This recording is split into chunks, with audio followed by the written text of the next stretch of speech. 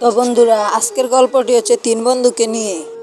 যদি বন্ধুত্ব হইতে হয় তাদের মতনই হওয়া উচিত। তাহলে বেশি কথা না বেড়ে গল্পটা শুরু করি। একই ক্লাসে তারা তিন বন্ধু একসাথে পড়াশোনা করত। তাদের নামগুলো হচ্ছে সগন, মগন, গগন। তাদের তখন ফাইনাল পরীক্ষা শেষ, সবাই একসাথে ঘুরতে যাওয়ার বুদ্ধি করে। সগন বলল, বন্ধু ঘুরতে গেলে কি কি লাগে? মগন বলল, ঘুরতে গেলে শুধু টাকা হইলেই চলে। তোর কাছে টাকা আছে না? বন্ধু আছে আমার কাছে টাকা। আবার মগন বলল, বন্ধু আমার কাছে টাকা নেই, আমি কি করে যাব? গগন বলল, তোর কাছে খাবার দাবার নিয়ে নিস, তাহলেই চলবে।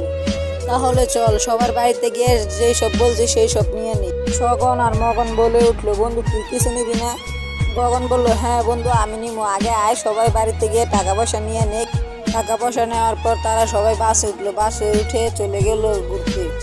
ঘুরতে যাওয়ার পর বাস থেকে নামলো, বাস থেকে নাইমে তাদের কাছে যা ছিল সব গগন নিয়ে নিল, টাকা পয়সা খাবার দাবার যা ছিল। সগন আর মগন বলল, বন্ধু তুই একাই নিবি এইসব, আমাদেরকেও নিয়ে আমি নেই। গগন বলল, না বন্ধু আমি একাই নিব এইসব। বন্ধু তোরা তো জানিস আমার পরিস্থিতি কেমন। বন্ধু আমি টাকা পয়সা কিছুই আনি নাই। বন্ধু কিছু মনে করছে, তোদের টাকা খাবার দিয়ে ঘুরতে আসলাম। সগন আর মগন বলল, বন্ধু তোর এই কথা তো আমাদের আগে বলবি না, তাহলে তো আমরা এত কিছু বলি না তোরে। তাহলে চল পার্টিটা আজকে এনজয় করে নি আগে, তারপর টাকা পয়সার হিসাব।